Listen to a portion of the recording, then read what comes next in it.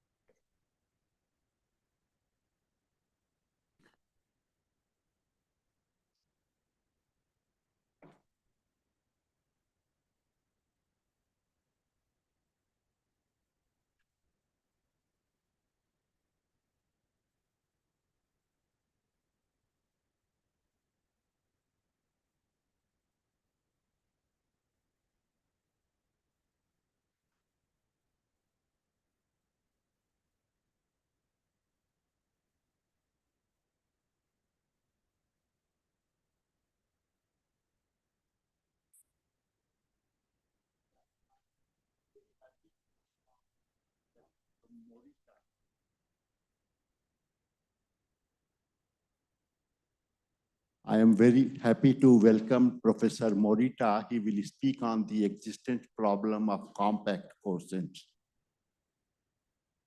Thank you very much. And thank you very much for inviting me to this conference. This is my first time to come to India, and I'm very enjoying it so far. And also Happy New Year. So today I would like to talk about the existence problem of the compact quotient of Pseudo-Riemannian homogeneous spaces. This is a joint work with Fanny Cassel and Nicolas Torozan. Okay, and so let me start with the introduction. Although in today's morning, Professor Kobayashi gave a wonderful lecture, so I might repeat some part. But anyway, so let G mod H be a homogeneous space. Today I will concentrate in the real case, so that the homogeneous space always mean a quotient of the real Lie group by a closed subgroup, real subgroup. And gamma is a discrete subgroup of G. And we want to construct a manifold locally modeled G mod H by taking a quotient by gamma. But in general, G mod H mod gamma can be a very pathological space. But this action happens to be a proper or properly discontinuous equivalently and free. Then the quotient space admits a natural structure of the manifold, and the quotient map from G mod H to G mod H mod gamma is a covering maximum. So that in this case, G mod H mod gamma is a manifold locally modeled on G mod H. And in this case, we call G mod H mod gamma a Clifford-Klein form of G mod H. It is sometimes just called, I think, locally homogeneous manifold or something like that. But today I will call it a Clifford-Klein form for this kind of a double coset space. And I would like to remark that if the action is proper, then even if the action is not free, the quotient space is more or less nice in the sense that it becomes an orbifold. So it is a Hausdorff, and it is locally modeled on some Rn divided by some finite group action. But if the action is not proper, then even if the action is free, then this quotient space is a very pathological non-Hausdorff space. Like you can consider, for instance, the action of the square root z on R mod z. Then the quotient space is a very pathological space.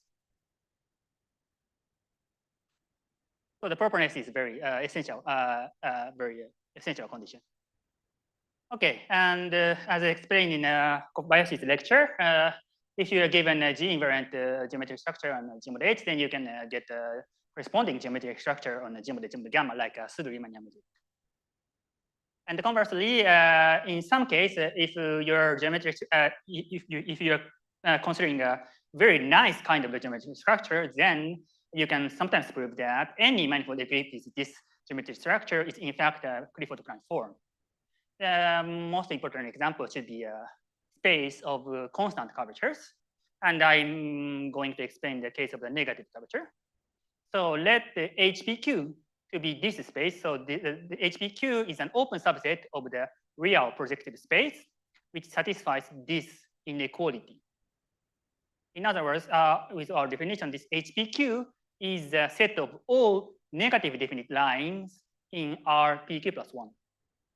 Where RPQ plus 1 means this is as a vector space, it is RP plus Q plus 1, and we put the signature P Q plus 1 indefinite symmetric binomial form. Okay, so this open subset in RP Q plus 1 is called a pseudo-Riemannian hyperbolic space. If Q is equal to 0, then this is just a Klein projective model of the hyperbolic space. And on the other hand, if P is 0, then this condition is vacuous, so that this is just a RPQ. And in general, it is in between. And you can see that this has a pseudo-Riemannian metric with a signature PQ, and the isometry group is a projective OP plus projective of OP Q plus 1. And this acts transitively on HPQ so that you get this diffeomorphism, as in the case of the hyperbolic geometry. In the case of the hyperbolic geometry, Q is 1. And unlike the case of the hyperbolic geometry, this HPQ may have a fundamental group, so that I need to consider the universal cover. When Q is at least 2, then this is in fact a double cover, and the universal cover is this one.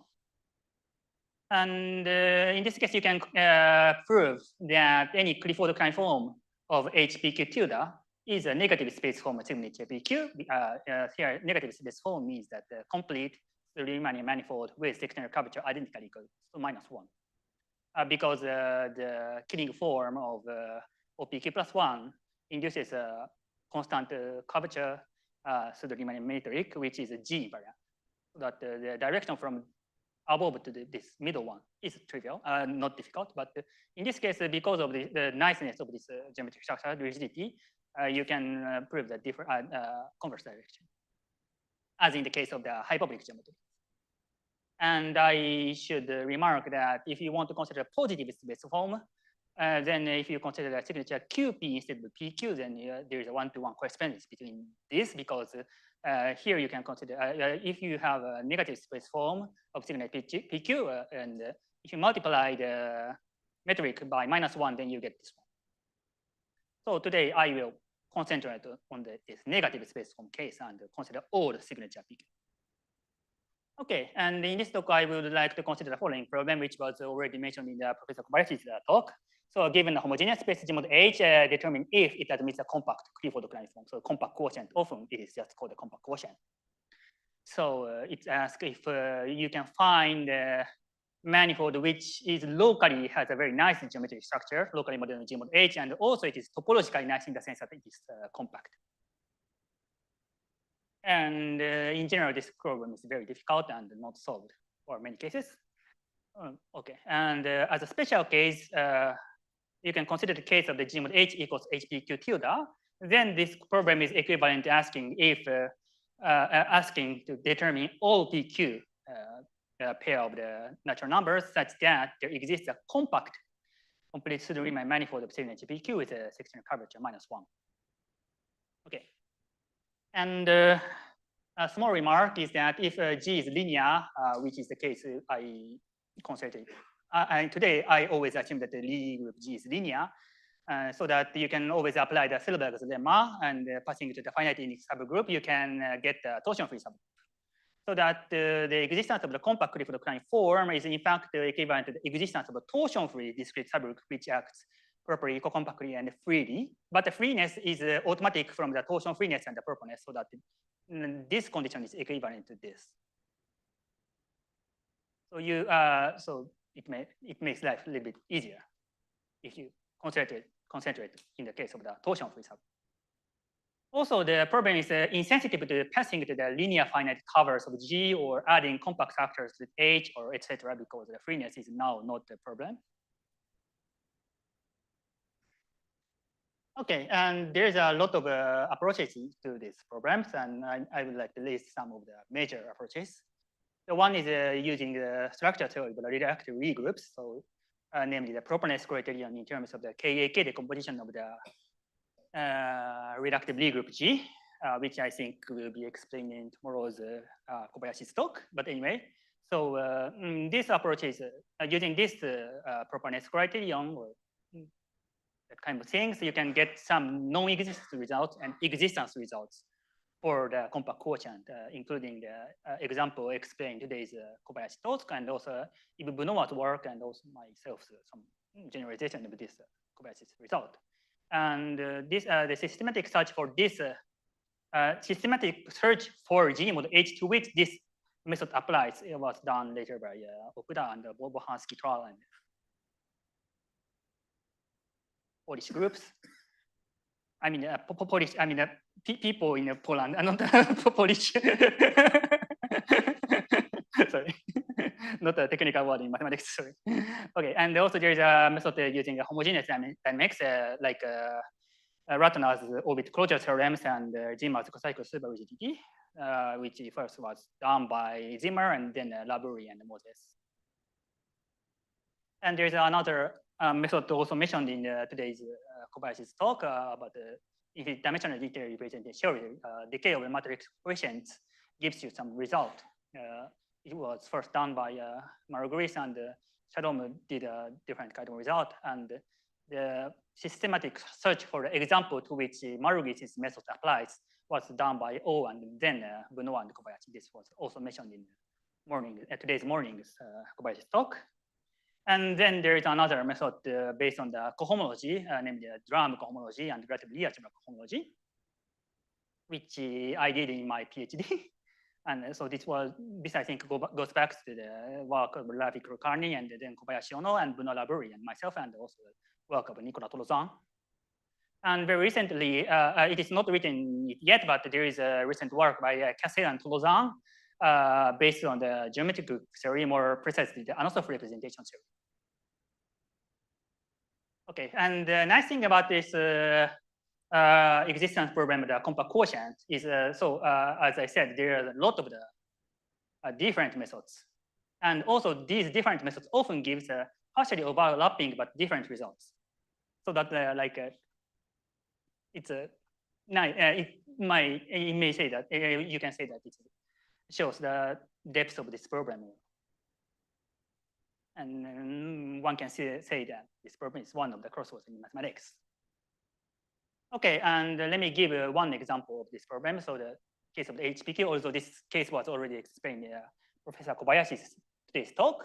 So in this case, there are some PQ to which for it the compact quotient exists, namely the case 0n. So this case is a so HPQ is this is just the RPQ. So this is trivial case. And then N0, this is the Riemannian hyperbolic manifolds, and there always exists a compact quotient in this case. But there is two series and one exceptional example for pseudo-Riemannian setting found by Kulkarni and Kobayashi. On the other hand, there are some non-existence results, namely when Q is at least P and P is positive, then there is not exist a compact quotient. In fact, in this case, there is no infinite gamma which acts properly on G mod H. So in this case, you get a stronger result, as explained in Kobayashi's talk today, and probably will be explained tomorrow in much more detail. Also, there are some non-existent results for different values, and so this was done by Bunowa, and this was done by Kulkarni, and more recently, I and Nicolas Tolozan proved some result subsumes this case and this case. So it says that P should be even once you assume that Q is positive. So this is a list of the examples. This is a list for the case of the HPQ. Okay. And today I would like to give a new non-existence results, and it is so it gives a new results for HPQ and many other homogeneous spaces. But and this is formulated in terms of algebraic topology of sphere bundles. I mean the statement is stated in terms of some algebraic topological terminology, although the proof is in fact differential geometric. But before stating our new necessary condition, let me explain the geometric fibration conjecture, which is a conjecture picture of the geometry of G mod H mod gamma. So in the mid 2010s, about 8 years ago, I think, Nicolas Tozan proposed the conjecture picture of the compact quotient, and which he calls the geometric fibration conjecture. And our main theorem is, in fact, or our main theorem or its proof is inspired by this conjecture. So what is this conjecture? So let me explain the conjecture. So our setting is the following. So G is a linear reductively group and H is reductively G. And suppose that you have a proper and co-compact action of gamma, which is torsion-free.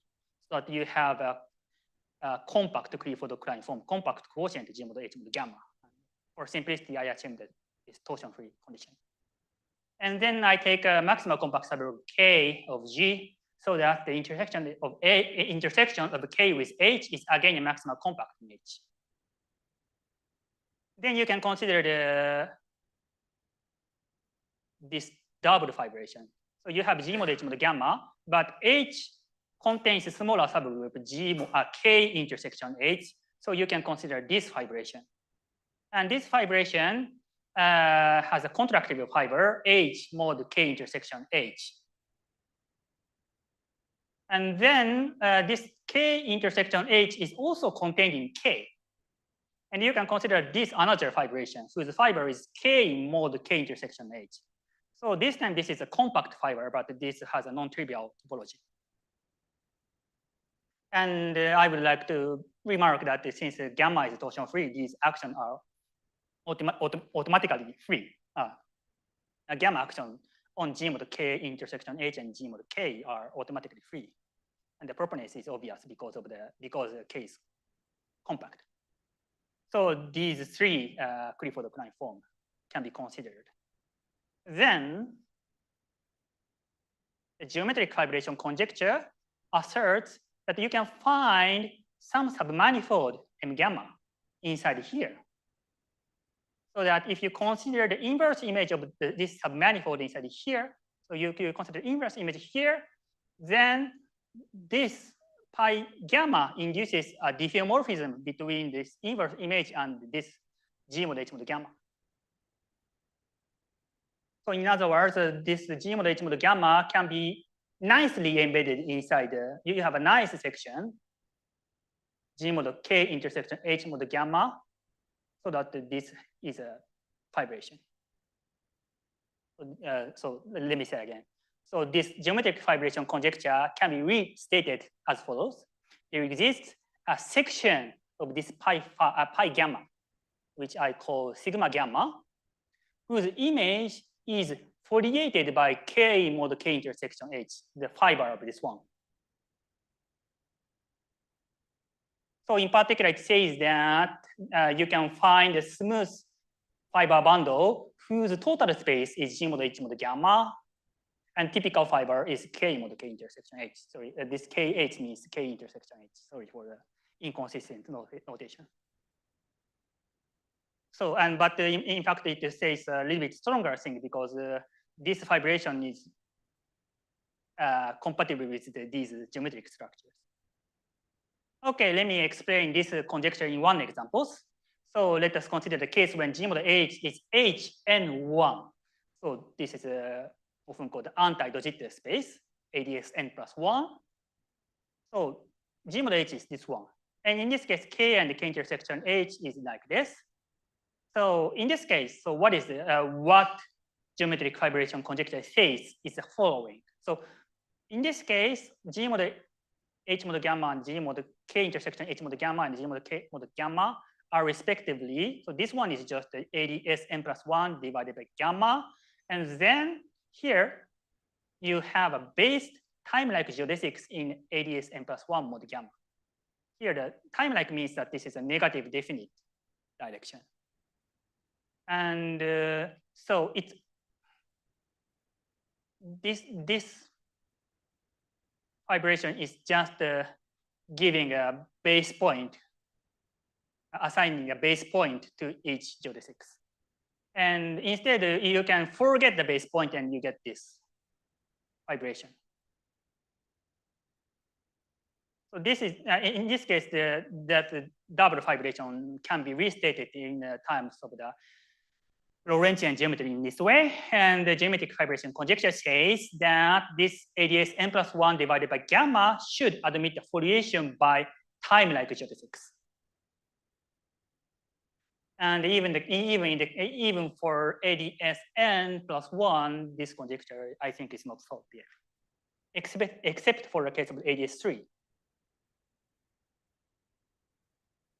Okay, and obviously you can rephrase geometric fibration conjecture as follows. So instead of considering the fibration on the double cosette space, you can consider the gamma equivariant fibration on just homogeneous spaces, and you can rephrase the geometric fibration conjecture in this way. So you can find the gamma invariant submanifold of G mod K, which induces diffeomorphism from the inverse image of this one to G mod H.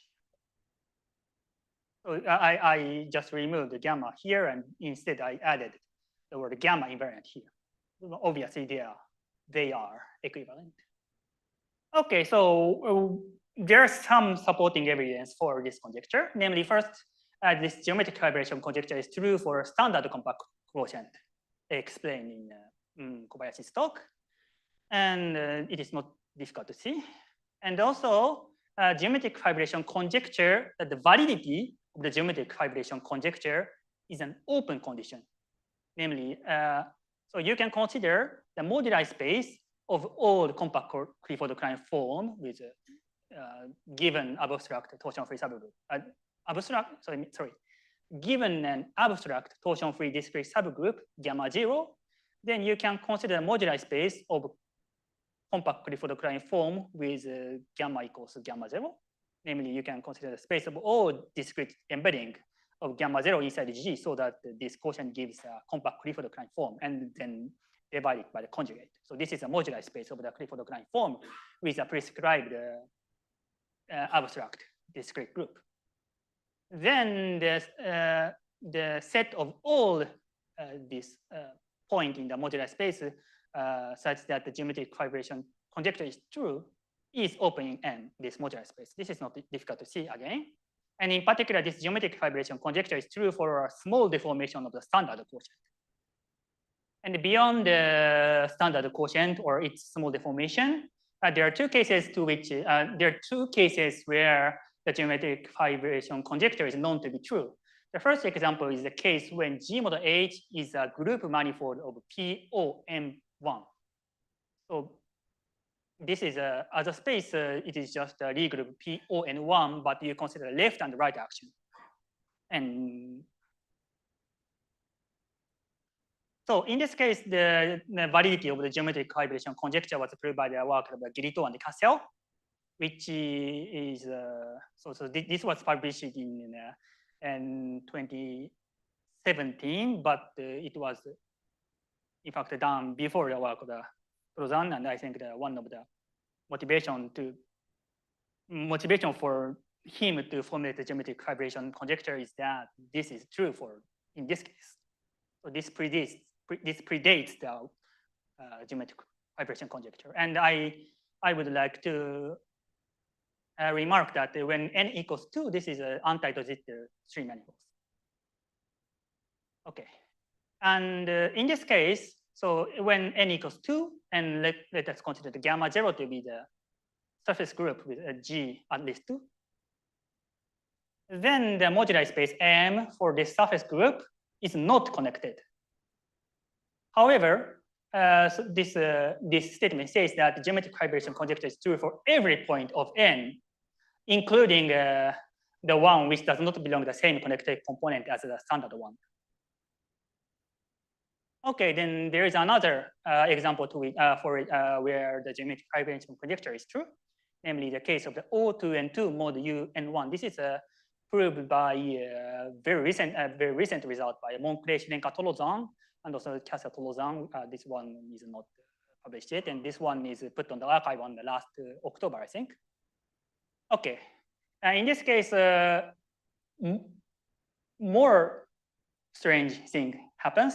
In fact, in this case, for any n at least 2, there exists a compact Clifford-Klein form G mod H mod gamma, such that this gamma is not isomorphic to any co-compact lattice of any reductive Lie group. So it is of course not a co-compact lattice in G because it cannot happen because H is non-compact, but it is not isomorphic to co-compact lattice of smaller group. In fact, this gamma is something called a fundamental group of the Gromov-Sarson manifold.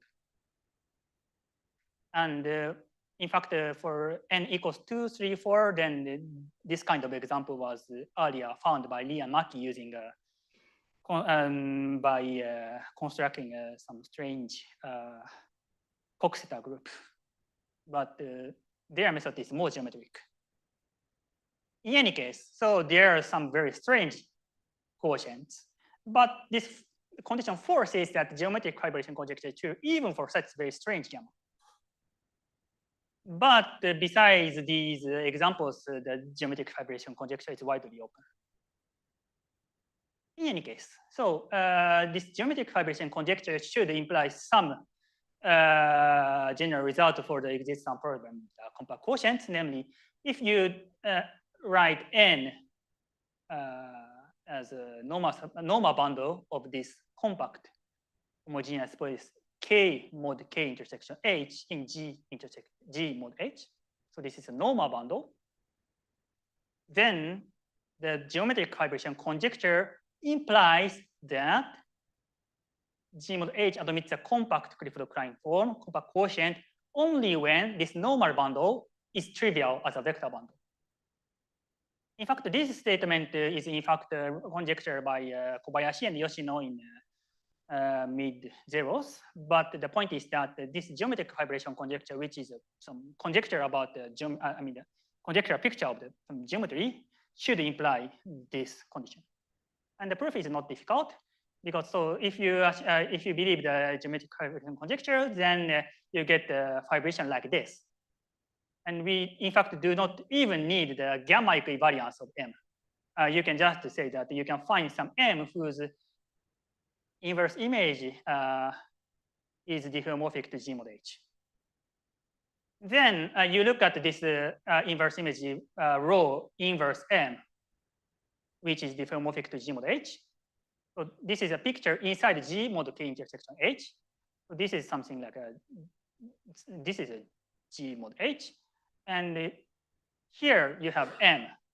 And you look, then let us look at the 1 point and look at the inverse image. An inverse image is identified with K mod K intersection H.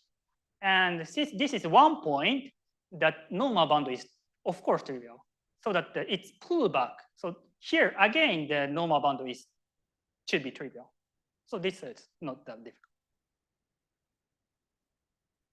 Okay, and then let me state our main result. So our result is that without assuming the geometric hybridization conjecture, so we do not assume the geometric hybridization conjecture, and we prove a somewhat weaker statement than the previous, this one. Okay, what is the result? So our result is the following. So let G, H, K, and N as before, and let us consider a unit sphere bundle for this normal bundle N. Then G mod H admits a compact Clifford-Klein form only when the following happens. So only when this sphere bundle has the same fiber homotopy type as the trivial sphere bundle on K mod K intersection H. So this condition is somewhat weaker than saying that N is trivial as a vector bundle. So this is a homotopical statement instead of the vector bundle isomorphism thing. So it's somewhat weaker, but not really very weaker. It is still a very strange constraint, as I will explain. So what is a fiber homotopy type? So suppose you are given a topological space B, and suppose you are given two topological space over B, namely just continuous maps to B. So these two continuous maps have the same target space B. In this situation, you can define the concept of the continuous map over B, which is just a continuous map compatible with these projection maps. And then you can define the concept of the fiber-wise homotopy, which is just a homotopy, but everything respects the projection to the B. Then you can define the concept of the fiber homotopy type just by, like, as in the case of the usual homotopy theory, but everything respects the projection to the B.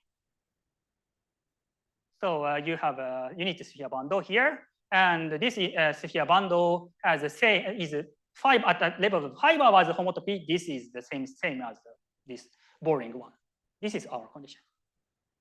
Okay, and how different this condition and triviality as a vector bundle? Well, you can show that if this sphere bundle is C1 trivial as a fiber bundle, then you can show that it is in fact trivial as a vector bundle. But there might be a difference between the C1 triviality and the C0 triviality. Although I don't know if there is in fact a difference between two in the situation of the G mod H. But then there is a difference. Indeed a difference between the C0 triviality. So this is a classification up to homeomorphism, and this is a classification up to homotopy. So there is a difference. But the easiest counterexample is something like U24 something like that. So this is not a very big difference. Okay. Okay, so our main theorem is that the existence of a compact Clifford-Klein form So our main theorem says that if this Sn does not have the same fiber homotopy type as the trivial bundle, then this G mod H does not have a compact quotient. Okay, this is a statement, and let me give some application. Okay, let me first mention the case of the constant sectional curvature case, space form case. So let G mod H be a HPQ. In this case, this K mod K intersection H is RPQ, Q-dimensional real projective space, and N is a sum of the P's copies of tautological line bundles. And in this case, the problem of the fiber-wise homotopy was computed, in fact, in the work of Anonymous in 60s on the paper Vector Fields on Spheres. So in this situation, this Sn has the same fiber-wise homotopy type as a trivial vector sphere bundle if and only if P is divisible by some number. So this HQ is almost the half of the Q, but it depends on the Q mod 8. So in fact, he solved the vector fields on sphere problem by first saying that the existence of these vector fields ensures that having the same fiber-wise homotopy type as this one, and then deduce this condition, and then conversely, this condition would imply the existence of the vector fields on spheres. In fact, he factored this statement in his proof of the vector fields on sphere problem. Anyway, in any case, what we need is equivalence between these two conditions. And what we get is this HPQ admits a compact Clifford-Klein form only when this P is divisible by H to the HQ. Namely, P and Q belongs to this list. So in today's morning talk, Professor Kobayashi says this result, its tangential analog was proved in the work of Kobayashi and Yoshino in 2005. But now we have proved a similar result for reductive original setting. Although we only prove the only when part, and we do not know if the converse holds.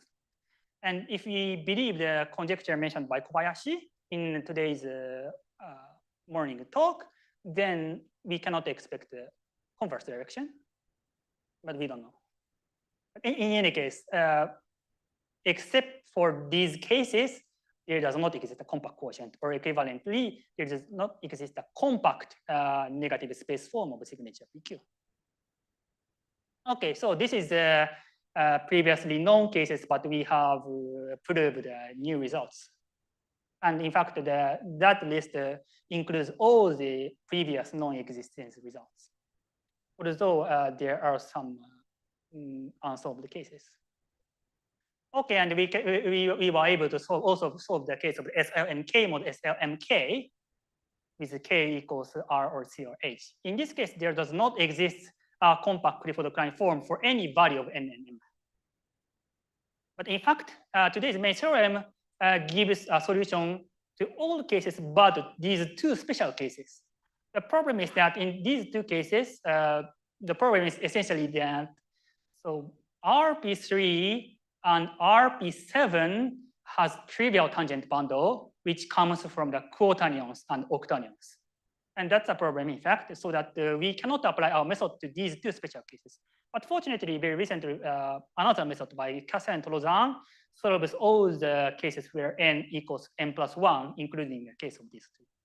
So we have two complementary new results so that we can now solve this problem. Okay, and let me mention another example, which is contains the first example of HPQ as a special case. So let G mod H be a simply symmetric space, namely let G be a simple Lie group, real Lie group, and let us consider a fixed point subgroup by some involution. So we consider this simply symmetric space. And I assume that this H is non-compact, because if H were compact, then G mod H is just a Riemannian symmetric space of non-compact type, which of course has a compact quotient. And also, of course, we need to assume that this involution is non-trivial. Okay, in this case, there are some examples of the G mod H which admits a compact quotient, 5 series and 5 exceptional examples. So this is a case of the H2 and 1 anti-jitter case, and also H4 and 3 and H87. But there are some other examples where the compact quotient exists. Okay, but are there any other examples? Well, our new non-existent results, together with the previous results, proved the following. So let G mod H be a simply symmetric space and does not belong to the previous list, so that we don't know if it admits a compact quotient. Then we were able to prove that this G mod H in fact does not admit a compact quotient, except possibly for the following 4 cases. I mean, combined with the previous results and our new method, we were able to solve all the existence problem for symmetric space case, also simple, except for these 4 cases. Namely, so these first, second, and third cases are very similar. This is just R, C, H. And this one is the space of all negative definite Q-dimensional subspace inside R, P, Q plus Q prime. So this is a generalization of the HPQ to the Grassmannian. And similarly for this complex and the quaternion situation. And you can get, as in the case of the HPQ, that this P is divisible by subnumber. But we cannot solve all the cases. And there is one other example to which we could not solve, and the previous method do not work, namely SU and N mod S or start to N with N. Okay, and this statement was proved by a case-by-case algebraic topology computation, which is, at least for me, it was hard. I mean, we use a KO theory and Adams conjecture on the J group and etc. So it uses a very algebraic topology up to 60s and 70s, but still difficult for me or our group, for us. Perhaps it is easy for nowadays algebraic topologists, but I don't know. Anyway, so the proof is, computation is non-trivial. But in any case, we managed to solve, we managed to check all the examples, including all the exceptional Lie group case. Okay, and I would like to mention that if we could prove the C0 triviality of n, which is stronger than the homotopical triviality of Sn. Sorry, this should be Sn, not n. Then the cases 3, 2, and also 1 with q prime at these 2, these cases would be excluded, would be solved. If furthermore we could prove the geometric fibration conjecture, then we can furthermore we can exclude the case of the 4. But even if we could prove the geometric fibration conjecture, the case of the 1 with q prime equals 1, namely the case of the HPQ with P and Q does not satisfy our condition. This case cannot be solved even if we could solve the geometric fibration condition. So in some sense, this case is the most difficult case. And I should also mention that although our new method is quite powerful in many situations, it does not cover some easy cases. Like for instance, our new method does not cover the case of the G mod H equals GL for R mod GL3 R times GL1 R, basically because in this case, the quotient manifold is, in this case, K mod K intersection H is RP3 and N is its tangent bundle, and the RP3 has a trivial tangent bundle because it's just SO3. Although in this case, you can use a very wide variety of the previous methods. So our method is strong, but it does not cover all the previous example, as I said in the introduction. Okay, I think I still have 10 minutes. Okay, let me mention a few words on the proof. Okay, what is our main theorem? So let G be a linearly reductive Lie group, and H is a reductive subgroup in G, and take a maximal compact K inside G, and so that K intersection H is again maximal compact. Then we take a normal bundle of K mod K intersection in G mod H, and then take a unit sphere bundle for this normal bundle. Then our statement is that our main theorem is that G mod H admits a compact Clifford-Klein form, compact quotient, only when this Sn has the same fiber homotopy type as a trivial sphere bundle on K mod K intersection H. Okay, let me give a sketch of the proof of main theorem, although we do not explain the most technical part. Okay, so let me first remark that this N normal bundle can be written in this form of the homogeneous vector bundle. Namely, it is associated with a representation of K intersection H on P intersection Q, where P is a orthogonal complement of K, and Q is orthogonal complement of H in G, with respect to, say, Killing form, or in the case where G is reductive but not semi-simple, then you need to take some non-degenerate G invariant symmetric binary form. But I mean, yes, so this N can be written in this form, and this acts by adjoint action. So this is not difficult to see. And then this normal bundle N is in fact diffeomorphic to G by this obvious map. I think this statement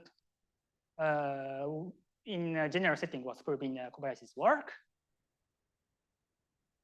So this is, I think this is something like a global version of the tubular neighborhood theorem. So this is a normal bundle, but usually what you get from the tubular neighborhood theorem is that the normal bundle is diffeomorphic to some neighborhood of this N. So this K intersection, K mod K intersection H. But this time you get the global diffeomorphism. Okay, you have this one. But I should remark that this map is just a K equivalent, not a G equivalent, because you don't have a G action left this codomain of the map. domain of the map. Okay. Anyway, so we want to construct a fiber homotopy some map between this one and this one.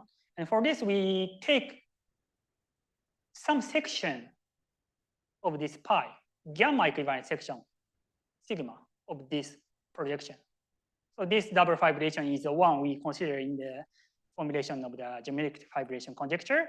And the statement of the geometric fibrilation conjecture is that there exists a good gamma equivalent section satisfying some good property. But now we take an arbitrary gamma equivalent section of this pi. We take arbitrary one. But I should remark that we can always take a gamma equivalent section because the fiber of this fiber bundle is H mod K intersection H. So this is contractible. So this does not have any homotopical obstruction to get the section. Okay, so you get the section, this sigma. And then you consider the lift of the subspace of G mod H. So inside G mod H, you have P intersection Q. So this one is from this point of view. This is so G mod H is identified with N. Then this P intersection Q is a fiber at one point. And on this part, you can get the lift of this sigma because this time this basis space Q intersection A, P intersection Q is contractible so that you get this lift, further lift. Then we define this large phi to be the map from the trivial bundle over K mod K intersection H to G mod H, which can be identified with N by, so you have a point of K intersection, K mod K intersection H small x, and a point in P intersection Q. But we have constructed the map from P intersection Q to G. So this large X yields the element of G. And you can multiply, you can consider the left multiplication by the element of G so that you can define this map. And I remarked that this map is not very good because it is even not compatible with the projection onto the K mod K intersection H. But, I mean, yeah, but you can construct, in fact, from this phi by somehow deforming or to get actual fiber-wise homotopy equivalence from this. Here you use the co-compactness of the action as well as a property that this section is gamma equivalent. So I hide all the important geometric argument in, but yeah, but idea is like this. Okay. I think I still have 4 minutes, right? Okay, then let me give some additional remarks before saying thank you. Okay, one remark is that you can rephrase the problem of the compact quotient in some situation to the problem of the Anosov representation, which was recently studied very extensively. So I do not explain the definition, but if you are given a semi-simple Lie group or maybe a reactive Lie group, and if you are given some parabolic in G, then you can define some concept of the P Anosov subgroup of G, which is a discrete subgroup with, whose dynamics on G mod P is nice. This concept was first introduced by Laborie and Guichard-Mina. And there is a it is known that the concept of the Anosov subgroups, Anosov representations, and openness is related since the work of the Guirito, Guichard, Castelvina. And in particular, in the case of the HPQ, you can prove the following. So let gamma be a discrete subgroup of POP Q plus 1, and we assume this condition, this one. I mean, yeah, this is harmless because if this condition is not satisfied, then we have already proved the non-existence by previous methods. Okay. Or yeah, or existence or non-existence by existing methods or previous methods. Then this quotient is a compact Clifford-Klein form only when this gamma is PQ Anosov inside this group, and the cohomological dimension of gamma is P. direction from the below to the above is the work by Girito, Pisha, Kassen, Nivina, and the compass direction is recently proved by Kassen Tolozan. So I think some of the participants knows about answer revisitation that you might find more tractable with this concept. Okay, another remark is that the simplest unsolved case for HPQ is the case of the H42. So this case is the simplest unsolved case. And in this case, there is a special subgeometry of H42. So for simplicity, I take a universal cover. So in this case, this is O43 mod O42, and it has a subgeometry G22 mod SU21. So this is a diffeomorphic for the natural inclusion map from this non-compact area form G2 inside O43. So this diffeomorphism is a non-compact version of the existence of the almost complex structure on the S6. And in fact, we do not even know if this is G22 mod SU21. So this has a smaller G, although the space is the same. But we even do not know if this admits a compactly Fodor-Klein form. And the very naive hope is that maybe this H42 actually admits a compactly Fodor-Klein form. We have proved the non-existence results for a lot of examples. Like we have proved it for all but 4 series for the simple symmetric spaces. And if you want to now construct a new existence result, if you construct a new example, then I think the natural target would be H42. Okay, thank you very much. Thank you, Morita. Thank you. Any questions? Yeah, you have a question. Come on now. Yeah.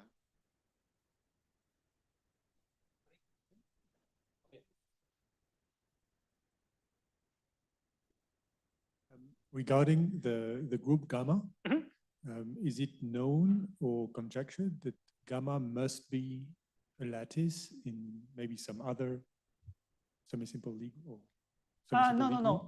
In fact,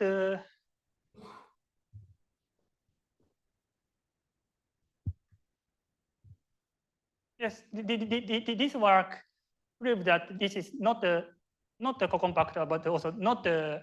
So what is it then? Sorry? What is it then? This one?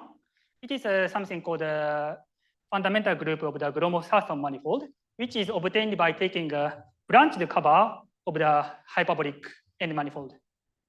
So it is so you take a branched cover so that you have some singularity, but you can fill correctly to get some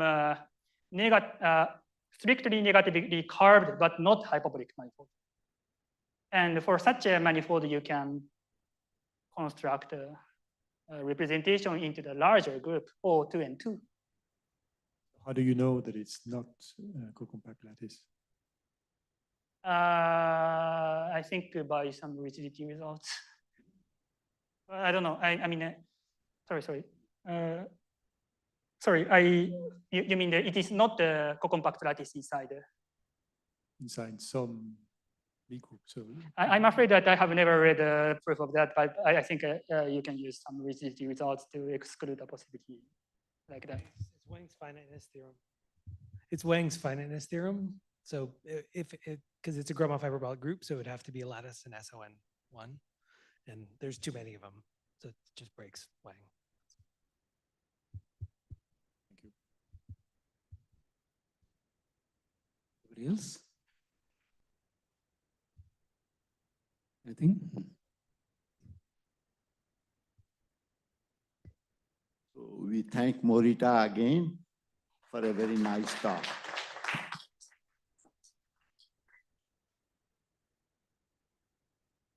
So thank you, everybody, and thank the chair also. Good afternoon, Professor Gopal Prasad. Tomorrow we start at 9:30. I guess as time goes along, we will also find a tour operator coming here, and some people would like to go around during the weekend. So we probably will find someone who is interested in going where and so on. I don't know. I just have to find out when the office person comes tomorrow.